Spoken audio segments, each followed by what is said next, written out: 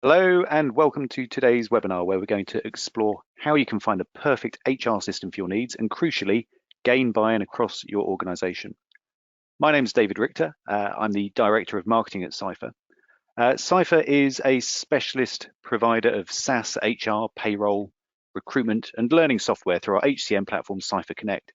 And the thing that sets CIPHR Connect apart is we don't just provide integrations across our own suite of software, but we integrate with specialist solutions across the wider people management ecosystem. At CIPHR, we believe that the best of breed approach to HR technology can give organizations the flexibility to pick and choose the best HR technology for their needs. However, with the increased choice this brings, it's more important than ever to be clear about what you want to achieve with the technology and make sure it addresses the needs of the organization and not just the HR department, which is why I'm so pleased to be joined by Helen Armstrong, CEO and founder of Silver Cloud HR, an independent consultancy specializing in HR and payroll technology. Helen, a really warm welcome to you. Really pleased to have you with us today. Do you want to just give us a quick introduction, Helen, to Silver Cloud HR? Yeah, thank you, David. So I'm Helen. I'm the CEO and founder of Silver Cloud HR. So I guess that I am an HR professional. I've worked in HR for 20 years now, embarrassed to say, but formed Silver Cloud 11 years ago, and we really specialise in looking at HR software. So my first early career was working with HR in a lot of shared service centre setups, and obviously technology forms a big part of that. And we found that there was a real gap in the market for businesses that are out there to help HR people to choose technology. As we know, there's lots of different software out there now, so it's really quite tricky. So we work with our clients to look at what it is they're trying to achieve, what are they looking for when they go out to market, and we help them to make those decisions. So we're running these processes all the time. So we're dealing with business cases and selection projects day in and day out. So hopefully we've got some good insights to share as we go through today on our experiences, and certainly across the past year, which has been different to previous years. Brilliant. Thank you, Helen. Really looking forward to that. So onto the agenda. Helen will be taking you through the process of making the business case for your HR tech project, including drawing up your wish list, balancing the needs of HR and the rest of the organization, budgeting for your HR technology, making the case for the investment and assessing the market. We're also going to cover how you can manage stakeholders to make sure you do get buy-in for the project. During the webinar, do please send in your questions, comments and queries. You should see a small window in your control panel that enables you to submit questions. If you can't see that, hit the orange arrow button to expand the control panel. If you do miss anything, not to worry, everyone who's registered will be receiving a link tomorrow via email where you can watch an on-demand version of this webinar. And if you want to share it with your colleagues, then please do, if you think they may well be interested. Before I hand over to Helen, we're going to kick off today's webinar with a quick poll. Let me just launch the poll for you. And the question is, what are your biggest challenges when making a case for investment in HR technology? You can select multiple options with this poll, and the options for you are defining a budget, achieving buy-in from leadership, communicating value, selecting vendors, or managing stakeholders. And you can select as many as are relevant to you. And Helen, while we're waiting for people to submit their answers, have you got any expectations on what you might expect from the audience where they're particularly struggling? Yeah, I mean, we always in HR struggle to get budget for anything. So achieving board buy-in, I would say, is normally top. But this year has been slightly different with the pandemic, so it might have changed. Selecting a vendor is definitely tricky. There are so many products on the market now, so we get that feedback a lot. But really interested to see what everyone says. There probably should be an all of the above option because it's all of these are relevant a lot of the time. Yeah. Brilliant. If I had to pick one of them, for me, it would have been selecting the right vendor, because like you say, there is so much choice out there, and it's very difficult from particularly having remote demonstrations now to really figure out what it is that makes each vendor different and special. So I'm just going to close the poll now. Looks like we've had a decent response rate, and then I should be able to share the results. And Helen, I think you were kind of bang on actually with it should be an all of the above option because everyone has, well, there's been a kind of broad selection of responses across the board really. Looks pretty even other than the managing stakeholders, but we'll cover that and maybe people are underestimating how tricky and important that can be. Yes, and actually sometimes it does feed into the 4 options above it, so it might be more relevant than we think. But yeah, we should cover all of these anyway, so that's good. Brilliant. All right, thank you. So I'll just hide that poll now and hand over to you, Helen. Thank you. We're going to kick off a bit with the business case, and some companies are lucky they don't have to submit a formal written business case, but still they're going to need the business case in the back of the mind. So what we're going to talk through in the next few slides is, for us when we're working with our clients, what are those things that we're looking at and how are we going to communicate it? So that hopefully this can help you then communicate why you might need a new system and what you're going to get from it when you're talking to your colleagues. It's often where we start. So for us in HR, we know we need a new system, but it's a good place to start with is to think, okay, why do I actually need this system? And start documenting these, get them written down. So the starting point when we talk to our customers is sometimes, our system's old, they might be on premise. And for those that aren't familiar with their term, the older HR systems are often sat on IT servers that sit within the business. They're not cloud-based, and so they tend to be a little bit more restricted in what you can do. We'll cover that off a little bit later. But often people recognise that on-premise isn't the future and they need to move. It might be that they'd like more self-service. I think the pandemic this year has really raised that functionality to the top of the priority list. You can't have annual leave being signed off with paper cards when you're all working from home. We've learned that.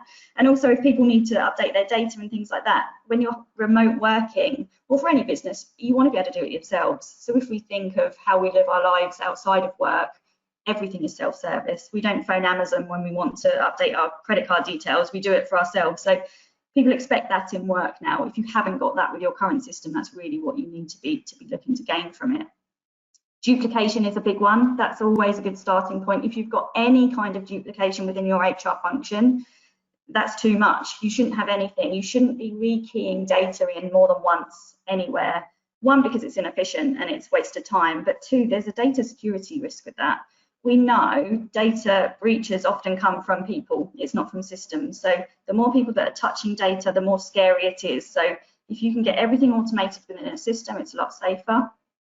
It might be that reporting is really difficult.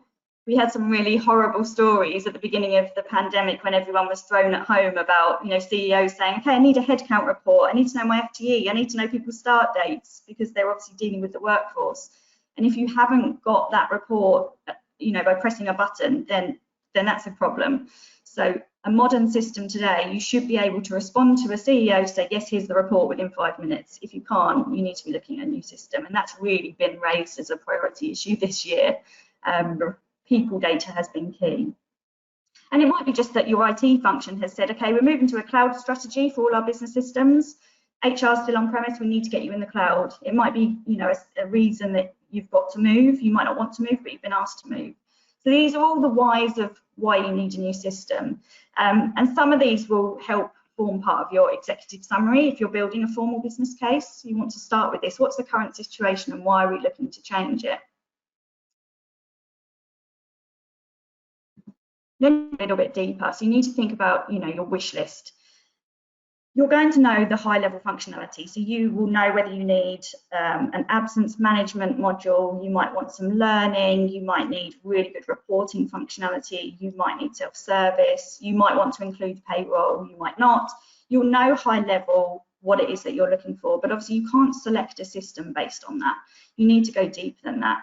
So you really need to start drilling into what it is you're trying to achieve out of this system. And before you go and gather your requirements, be really clear about what it is you're going out and asking about.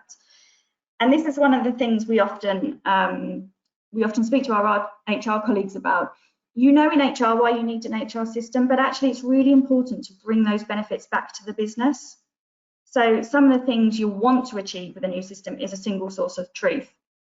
For us internally, we did a survey with our customers to find out where they were with their HR systems, and 52% of our respondents said they didn't have a single source of truth when it came to people data. I mean, that's really worrying. You need to have a really accurate source of your people data. Automation is often key. Employee experience is a big one. So, even only 18 months ago, we would be working with HR teams looking at what they need to make their HR function run better. we're not having so much of those conversations anymore. Of course, they're important, but actually now we're looking at what's the employee experience, and particularly with this pandemic, we're talking a lot about engagement and keeping people, part of the business, even if they're not sat next to each other. Your HR system can be a key part of that. So it's looking at the system that you're going to choose from an employee perspective, as well as you as an HR. There might be something that isn't great for you in HR, but could change your employees' lives, and they are the biggest user of the system. So that's really important. And then it might be you're looking to achieve in the future, maybe predictive analytics. So we've probably heard this term through our CIPD conferences and things. This is the future of HR. Once we've got the reporting nailed and we can produce headcount reports within a minute, we can then start looking at that data to predict trends, which will help the business. And that's where HR is really going to start becoming more strategic and adding some real value.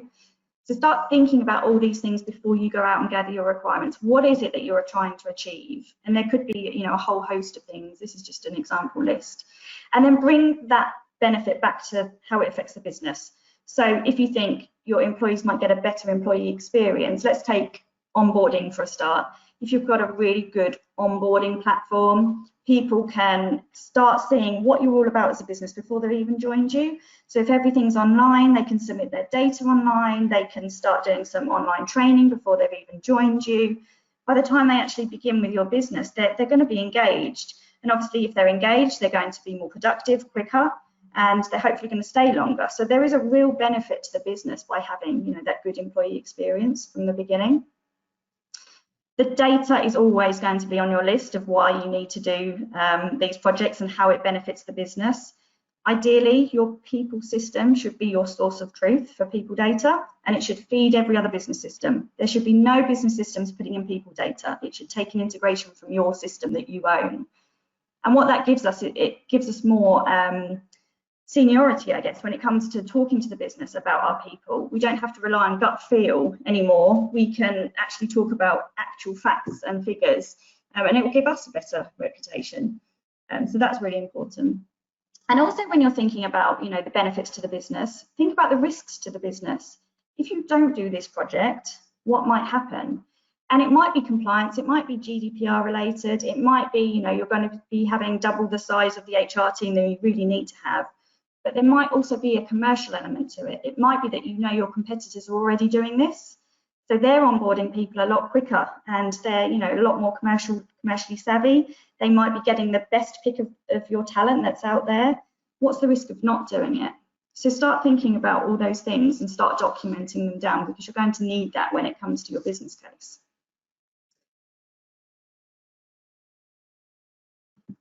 We always try and include in our business cases is data, which for HR is sometimes quite hard. It's hard to measure some things, but actually there is a lot that you can measure. We're not always the best at measuring and having KPIs within HR. But some examples of things that we would look at. So if automation is one of your key priorities, you want to look at what are you actually spending money on when you're running your HR processes. So if we take an onboarder, for example, it's quite an easy task actually to run through every single task that has to be done to onboard someone, allocate a time to it, work out exactly how long it takes per new hire, work out the average hourly rate of someone that's dealing with that, and then put a cost towards it. And then if you multiply that cost by every single new starter you might have that by that year, you'd be probably quite surprised at what that cost comes out to be. And the idea is that today you might be doing things manually, but with a new system, most of that will be automated. Not everything, you're never going to automate everything, but a lot of it will be automated. So you can put some actual numbers around it. Absence is another one. A really good HR system will help you manage your absence better. You're obviously never going to eliminate absence, and probably nor would you want to, but you need to have a better handle of it. And if you've got a good self-service system where people can log their own sickness, managers can keep a track of their team sickness better, you've got dashboards, you've got triggers, you've got good reporting all around absence, it helps you manage it better. So if you work out the actual cost of your absence per year, you could maybe put an assumption against it that a system will maybe save 5% of that absence cost by having a better system. Again, you'll be surprised at what that number comes out to be. So there's all these numbers that you can use within your business case depending on what your priorities are. And also the HR to employee ratio. This is always key for us in HR, because we never have enough HR people for the team. There's some really good benchmark data out there that gives you a rough guide for your industry on how many HR people you should have per employees. And with technology moving the way it is, that number's coming down all the time because we're able to automate a lot more. But actually, do you know where you are against the benchmark? And sometimes that's really useful to put into your business case, because it might be that you've got too many HR people and you can reduce down if you've got a better system. So all these things start thinking about. We've actually got a business case calculator. So all those measures I've just mentioned and lots more, we've put into a spreadsheet where you can plug in your own data and it will give you a cost at the end. And we use this with our clients. So we're happy to share this with everybody. And there's a link there, and I know it'll be shared around after. So feel free to go in and download that. It's completely free, and hopefully you'll find it quite useful. But the message is, try and think of data. Your CFO and your CEO, they like data. And then you need to prioritize a little bit. So it's too easy to go out, you're excited, you're going to start looking at the market for a new system. You will not find a system that is able to do every single thing that you want it to do perfectly. That it just doesn't exist. And we've done this hundreds of times before, it just doesn't exist. You might find you want a system that can cope with your top 3 priorities, and then choose a system that can integrate to other specialist systems, a bit like David was saying that CIPHR is able to do. That's quite a common model now, if you've got a good system that can integrate out. But first of all, you want to be clear on what are your priorities. So if you can see on this slide, there's lots of different modules that you might be looking at. Payroll is sometimes quite important. It might be that reporting's high on your list, integrations. Have a think about what are your top things and choose your system based on those. Don't try and get a system that does everything, because you just won't achieve it. So what we say when we go out and do, we call it information gathering rather than requirements gathering these days. It just sets the tone a little bit better. And so when people give you their requirements, they don't necessarily think they're going, you don't want to set the expectation they're going to get it by choosing a new system. So we call it information gathering. But if you could prioritize it based on what your top modules are that you're focusing on, you can get more in depth with those and just get a rough gut feel for the others. But you want to go out and you need to ask the specifics so that you're choosing the system based on your top level requirements for your priority functionality, and base all of your selection around that. We'll talk a little bit more about that later. But also when it comes to your business case, it gives it more it gives a better feel, I think, to a CFO and a CEO if you've really considered what your priorities are. If you go in and you say, I want a system that can do everything, they're going to know that that's not possible. So it makes it look like you've really thought things through, and that you're understanding that you might need to prioritize one module over another. And then again, when it comes to submitting your business case, really start thinking and balancing the needs of you in HR with the business. So one of the things we always suggest to our clients is to come up with some guiding principles for the project. So this is just a set of principles that you can keep coming back to through every stage. So you'll want to come back to it through selection, but also through the implementation. And it might include things like automation and integration to other business systems is going to be a key priority for you. It might be user experience, or it might be that you're moving to a shared service model and you need to devolve more to line managers. You might only have a handful of these guiding principles, but really think about what it is that's going to guide you through this project so you can keep coming back to it. User experience is nearly always on that list for us now with our clients, and it really does help drive that thought process as you're going through selection. There might be some systems on the market that have got every bit of functionality that you might be looking for, but if the look and feel isn't quite there, are people actually going to engage with it and want to use it? Is that the impression you want to give your employees? You've got to balance those things. And remember, I said the main user of these systems now are the employees, not HR. You want to be thinking, does this fit with our guiding principles? So it's important that you have those in place. Think again, what's the impact of what you're trying to achieve on the business? Be able to communicate that. Your business case is going to have a lot more clout if you can be talking commercially to your CFO and CEO, whoever you need to get this budget from. And document all those goals and priorities within your business case. You want to show that you've been quite strategic about it, and it's not just, I need a new system, I'm just going to go out and buy one. Be quite ruthless when you're thinking about how you're doing things. So sometimes it's good to put in your business case that you're going to use this as an opportunity to transform HR. You won't be able to implement an HR system and keep everything the same. Your processes will have to change. And if you're going to get the best out of your HR system, you'll want to change. So it's sometimes good to keep that in your business case and say to those that it's going to go to that this is an opportunity for us. We're going to automate, we're going to look at our ways of working, and we're going to make sure that it's the best it can be, and we're getting the best out of that technology. And also, it's good to note in your business case that you're aware that this is the beginning of the project and not the end. Selecting a system is a hard job. Implementing it is even harder. And then after that, you've got to continue to maintain it. So it's a long, ongoing, continuous process. And it's good to maybe inform the business that you're aware of that, and also to make them aware of it. Sometimes they think a project finishes and then you never need to revisit it again. But with HR systems today, that's not always true. And then one of the biggest things you're going to need to look at is your budget. So we get asked all the time, I'm looking for a new system, what do you think it's going to cost? There is no number that we could just give you off the top of our head. You can be looking at anything from £20 per employee per annum to £400 per employee per annum. It really depends on what systems you're looking for, how big you are, what industry you're in. It's really hard to say. We can give you a high level figure, but until you actually start talking to system providers, you're not going to get a really good feel of that cost until you do that. But I'm going to talk here through roughly how you need to be considering your budget. So one of the biggest shocks that comes to people is that with cloud-based software as a service systems, you've got an annual license fee. In the past, with on-premise systems, you would probably buy the system once, and you would then be paying a support fee, which is normally a small amount of money per year. It's sometimes quite a shock to the budget holder when they see that it's going to be an annual fee that never changes. It's an annual payment that is normally based on how many employees you've got. Some systems will base it on number of heads. Some systems will base it on how many FTE you've got, which is sometimes useful if you're seasonal and you've got more people, for Christmas retail rushes and things like that. So it's an annual license fee typically. Then you're going to have an implementation cost.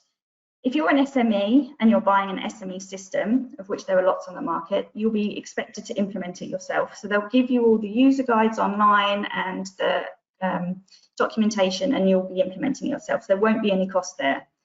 If you're not going for an SME system, then there will be an implementation cost. It can vary. Each system will have a different way of doing it and costing it. So you need to make sure you're clear on those costs. Typically, it's about 1, if not 1.5 times your annual license fee, but that is a pure finger in the air calculation. It depends on the system that you're choosing. But there will be an implementation cost that is a one-off cost when you implement. And then, of course, you need to think about your internal resource for implementation. Often with HR projects, we still have the day job to do, so it's expected that we do this on top. If you can avoid that, please do. We know HR don't know what's coming around the corner, such like a global pandemic. It's not the best thing to do. So if you can have some actual ring-fenced resource for your implementation project, that would be good. At least a project manager. It's really important that you have someone that's managing this. You'll need to cost that. That will come as a cost. So think about that and who's going to do it as you put your business case together.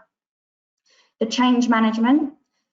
Now, the idea with systems these days is you don't need a lot of change management activity when it comes to training people how to use the systems. Ideally, they log in and it's self-explanatory. They don't need someone to do video guides or anything like that. That's ideally what you should be basing your system selection on. But of course, there might be change management with other functions, like the way you work with finance or IT. Think about that. Think about whether there's going to be a cost about that. And then integrations. This is often where people get caught out. So you might be buying a new system, and like CIPHR does, it can integrate out, and that's great. That's not often where the cost is. The cost is often with the system that's trying to receive the data. So you need to talk to both parties before you can understand integration costs. So it might be that someone like CIPHR doesn't charge you much for an integration, but actually, if you're integrating to another business system, that's going to be a substantial cost. So think about it from both sides, and you need to make sure that it works from both sides. That's often where people get caught out. And then also it's the ongoing support. So like I said, the start of your business case and your selection is the beginning of this long, forever ongoing process. Who's going to manage the product? You're going to be spending a lot of money on it. You need someone that owns it and who's going to run it after.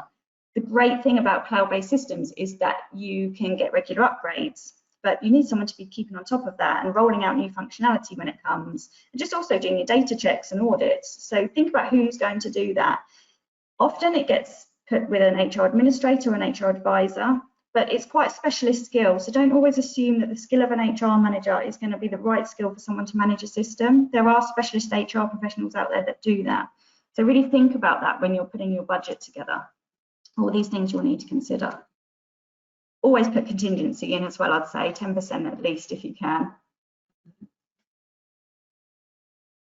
And then you're going to be assessing the market. So it depends on how your processes work within your business. You might want to do a bit of a look at the market before you put your business case in, or you might need to get the business case signed off before you look at the market.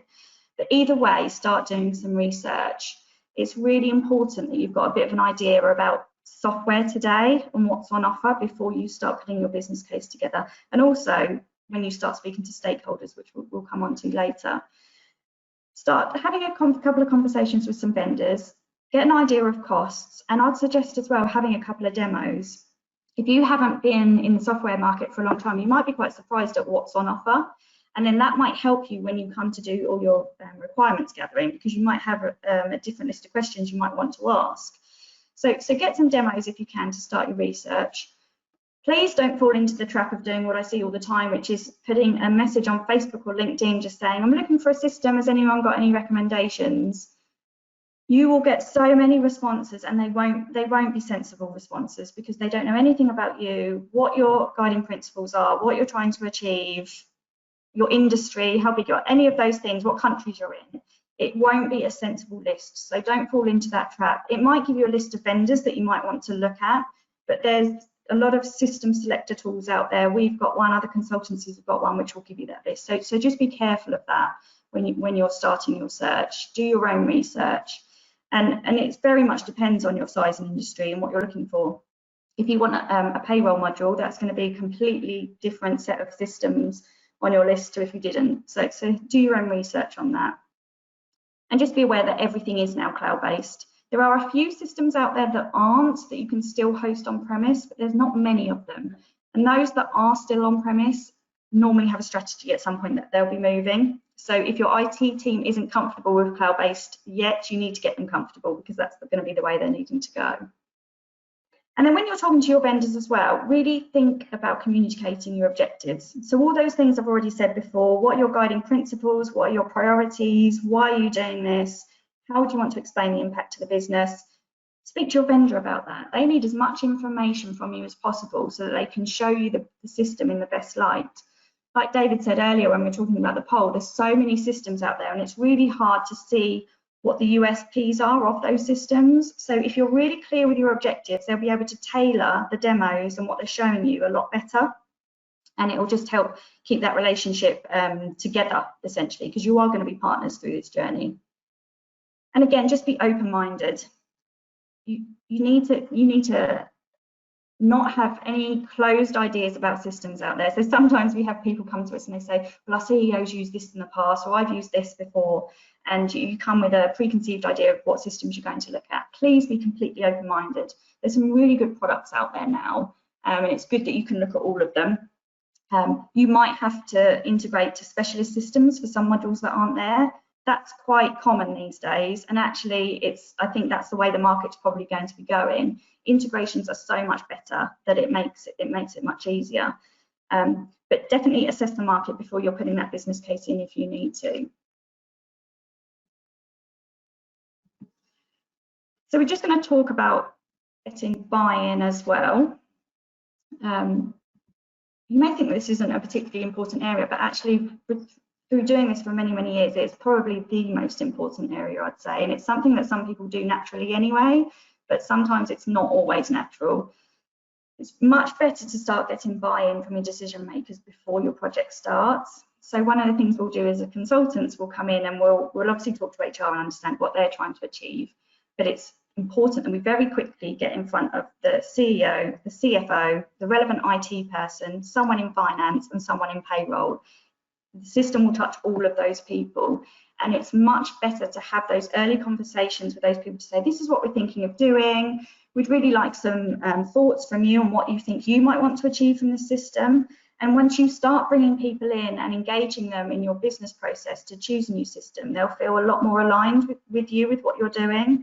So have those conversations before. If you go to a finance manager that takes a data feed from the HR system and says, we're getting a new system and it's going to be live next year, that will fill them with nerves. So try not to take that approach. Bring them in, just say, we're starting to think about this. What's important to you? What would you like to see in a new system? What are your pain points? And bring them on that journey with you.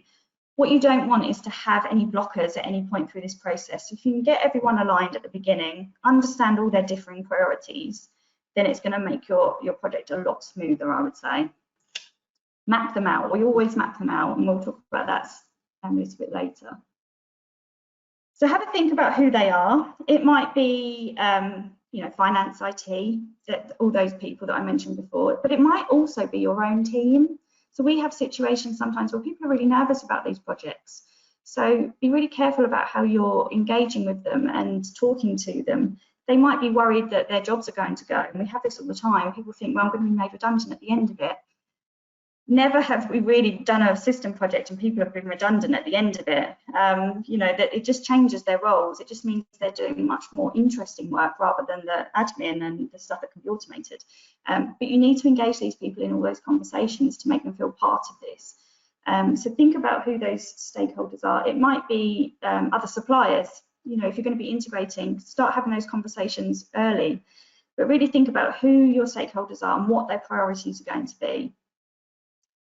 And then you can translate this, their stakeholder needs, into your organisational goals. And if you can get this into your business plan as well, it just gives it a more of a rounded feel. If you know what your priorities are in HR, but you're also communicating the wider business priorities, then it's going to be a lot easier to get signed off because you're being holistic about the whole process. And then once you've got your list of who these stakeholders are and how you're going to engage with them, even if it's only a tiny amount of engagement, try and map them out. So this is what we do with our clients. We have like a stakeholder map where we put everyone that's involved in the project and where they are. You can download this from our resource centre if you want to have a copy of it, but it's just a really good way of looking at who's going to be involved, what their level of commitment's going to be and how important they are to the success. And then obviously those in the top right quadrant, you want to focus your efforts on those. But this is a really useful exercise just to look at who you need to engage in that process and how you're going to communicate with them. And this is good for a system project, but it's also good for any HR project. So this template is generic, you can use it for anything. But stakeholder management, we often forget, and it could be the one thing that stops you in your tracks later on in your project. And then once you know who these stakeholders are, you need to continually maintain that engagement with them. So it's all great having those initial conversations saying this is what we're thinking of doing, but try and keep them up to date with what's happening. So you can group them if you can. If there's certain people that just need a high level communication, maybe once a month about what you're doing, then group those together to make it easier for you. But the key thing with any stakeholder is that you're able to clearly communicate your scope. And that goes back to what I was saying before about understanding your priorities, knowing your priority functionality list, being really clear about it, always coming back to that scope, not allowing scope creep. You'll hear the word scope creep throughout your project all the time. And if you get their trust from the start, they're going to trust that you know what you're doing. So one of the big things that we get told when we're involved in doing business cases from CEOs and CFOs, they might say, yeah, we're glad you're on board because we just don't trust that the HR team know what they're doing with this project. And often that's because they do know what they're doing, it's just they haven't been able to communicate it. And so by documenting it and having data to back it up, it just helps you gain the trust from other people within the business. Doing that research so you can talk in an informed way with those people that you need to get the buy-in from, that's really useful. And then keeping consistent with your messaging. Once you've clearly defined that scope, just keep consistent with it and reinforce it with all those stakeholders. You will come up against stakeholders that don't want to change. There's always one in every project. Normally you'll know who that's going to be before it starts. Put some extra work into that person. It's always useful. Talk to them lots at the beginning, understand what their concerns are, and then keep them on that stakeholder map and think about how you're going to communicate them through any change. what you'll learn through an HR system project is there will be changes along the way. What you thought might happen might not. So don't surprise people. Keep communicating, keep being really transparent. But if there's someone that's particularly difficult and that could derail the project, make sure they get a little bit more information than everybody else, and that you keep your arm wrapped around them. And where you can use data, always use data. I mean, we say this all the time because we're an HR software consultancy, so data is key for us. But it really helps back everything up and all your decisions that you're trying to make. So where you can use data. So that in essence is how we would go about talking to our HR clients to say, okay, look, what are we trying to achieve and how are we going to do it? And of course, then this is just the start. Once you've got your business case signed off, you then need to go out to market and to look for a new system, which is where the fun begins essentially. But yeah, you need all this data documented before you go and start that, and then hopefully it will make things a lot easier when you come to start analysing the market. Brilliant. Thank you very much, Helen. That was really helpful, really enjoyable presentation, particularly at the early part of when you were talking, particularly liked your point about really you shouldn't be entering manual data or manually entering data into more than one system outside of your HR system. It's just bonkers. You're going to end up with data that's conflicting. You won't know what's going on. It's not secure. We're constantly telling people that they should be striving just to have a central source of truth for their people data. All the time. And I think the analogy of banks, I mean, if your bank just got your data right half the time, you wouldn't bank with them. You'd have no trust in them. Yeah, you know, in HR, sometimes it is what's happening. So we need to get that completely accurate. So if we're going to get the trust of the business as well. Yeah, completely agree. Thank you. We have had quite a few questions come in, Helen, so I'm going to have to put you on the spot, I'm afraid. The first one is, you sort of covered this actually, but maybe it's a good chance to elaborate on some of this. It's really difficult to know what it is you would like to achieve from your HR system if at the moment you actually don't know what's possible anyway. So what recommendations could you give around that? That's a really good point, actually. You don't know what you don't know. So speak to people like us. We can definitely tell you what the art of the possible is. I think what is probably a good starting point is to have a couple of demos with some vendors to see what is possible from a software point of view. Like I said, you'll be quite surprised sometimes just how far the market's moved on and what can actually be automated. And it might be something you haven't thought about. So definitely do some research and see what's out there. I mean, payroll systems, for example, they're talking about pay on demand. With learning and onboarding's having a real surge in functionality because of what's happened this year. So do some research by having some demos, I would say, and that will give you a good starting point to see what's out there if you haven't got any colleagues that can share what they're doing. Networks are always good as well to see how other people are working. Yeah, completely agree. And with vendors, if you start off from the position of areas that you are finding especially painful at the moment and just have an open conversation with them, they ought to be, even if it's not something that they can resolve themselves, I'd be surprised if they weren't able to start referring you to, or at least pointing you in the right sort of direction of other things you might explore. And sometimes you can find yourself going down a little bit of a rabbit hole, but it's a good way of opening up your mind to what is possible in the market, because you know, bear in mind that the HR and payroll tech providers, they live it day in, day out. So if anyone should know what's possible, it should either be the consultants or the vendors. Absolutely. And also we say give the opportunities to the vendors to show you what their USP is. So sometimes we've had people that have gone to vendors and saying, I want you to show me 1, 2, and 3 and nothing else because I'm trying to compare like for like. But if you don't give vendors the opportunity to show you what makes them different, you might not be seeing the latest thing that they've developed. So give them a bit of freedom to show you what they think can help you with your priorities. Yeah, great. Thank you. Had another question come in about how is it possible to get a feel for the level of support you're going to get from a vendor before it's too late? Support from a vendor, that's good. I mean, the sales process is going to be key in that. Remember that, I mean, I always say this, remember they're going to be on your side and it's going to be like a marriage. So you're going to be in a legal contract with them and have to live with them for many, many years because you'll be signing at least a 3-year contract. You'll get a sense of that in the business as you go through the sales process. I mean, the salesperson will move off as soon as you've signed the contract. So do make sure you speak to an account manager or just get a feel for other people within that vendor business before you sign those contracts. You do need to work with them.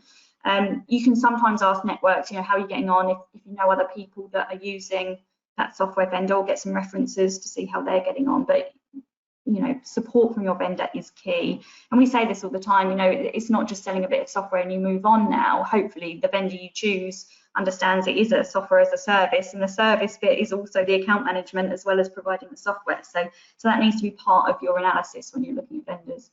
Yeah, and it's crucial as well, just to help you make sure you're getting, as the user, getting the full value out of the system that you've purchased. You need that support Absolutely. there. So I think often we have people coming to us saying we need a new system, but we always offer a health check first, and then we'll find they don't need a new system at all. It can do absolutely everything they need to. They haven't used it in the way that it could be used. So having a really good relationship with your vendor, they'll help you avoid those situations. Yeah, really strongly recommend, you already mentioned it, but trying to get references from existing customers from a vendor before you commit. Something else you might want to explore, and just to add to the points that Helen made, there are review websites available. There's quite a few. If you were just to search for HR software or payroll software reviews, there's bound to be quite a few different product comparison sites that would point you in the right direction. Maybe I'd take some of those with a bit of a pinch of salt, because it is possible for vendors to somewhat game the reviews they are getting on those sites. The other thing to explore that a lot of people don't would be Glassdoor, because then you're getting the employee feedback of what it's actually like behind the curtain at each of those vendors. So you get a real insight into what's going on at a particular software provider, not necessarily what they want their public facing persona to be like. Yeah, good advice. Another question then, how, particularly during the uncertainty with COVID, how can you persuade stakeholders that investing in an HR tech project is the right time to do it now? Yeah, it's a tricky one. I mean, there'll be two types of business. There'll be the business that's realised they desperately needed it and should have signed it off a long time ago because they haven't got what they needed through this pandemic. We're certainly seeing an influx of people that are now looking for systems that probably couldn't have got sign off before. I think it's going back to having that business case and putting some data around things. You'll have a lot of business owners that will be nervous to spend money right now because we're not out of the woods with this pandemic, and in any situation like this you want to hold on to your cash, but actually you don't have a business without your people, so you need a good way of managing them. And it might be that you can do something quite light touch to start with. You don't have to have all the whistles and bells around it. You could just get a really good online platform for not much money in place just to deal with the basics. That might be a starting point. But you need to be able to define why you need it, and go back to some of those earlier points. Our business calculator will help that. It'll give you a cost towards things. I think sometimes it's easier to talk in numbers to budget holders. They get that more than the niceties of HR. Great, thank you. Another one about sort of proving the ROI of an investment is, how can you demonstrate ROI for intangibles like an improved employee experience or maybe compliance? Yeah, it's really difficult. We've talked a lot through the pandemic about productivity. It might be useful to understand, how do you measure productivity? I know when everyone was thrown into working from home, we were asked all the time if there's any tools out there that could measure people's productivity. But the answer is, were you measuring it before? What have you got anything to compare against? How do you do that? So employee engagement, you could do an employee engagement survey and come up with a score, but actually this is where us as an HR need to go one step further and say, but what does engagement mean? Ideally, what I guess you want is that increased productivity, or it might be that you need less leavers, or what is it to you as a business? Every business is going to be different.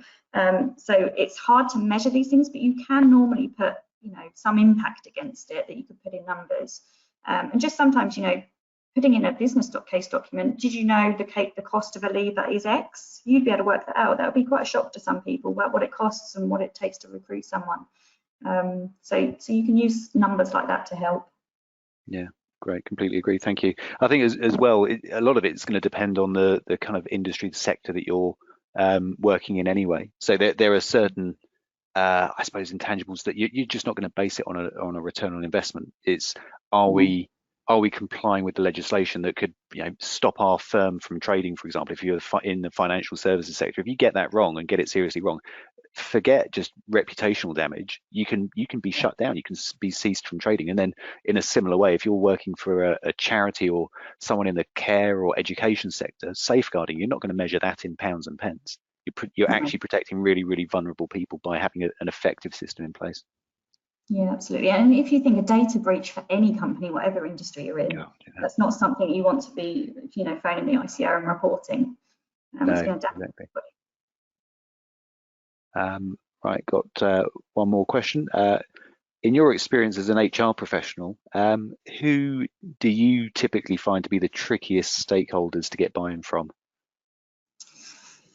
I'm going to be honest here. It's often the payroll manager, not because they're difficult, just because they have a really, really hard job. They've had the hardest job this year, so hands, I'm bowing down to payroll managers this year, but obviously their job means 100% accuracy all the time. So we find payroll managers are really, really nervous about any kind of project that affects people data or the data flow of what they receive.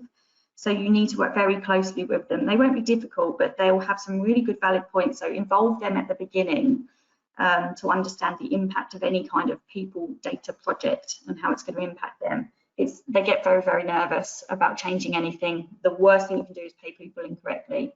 Other than that, it's always the CFO and worrying about spend.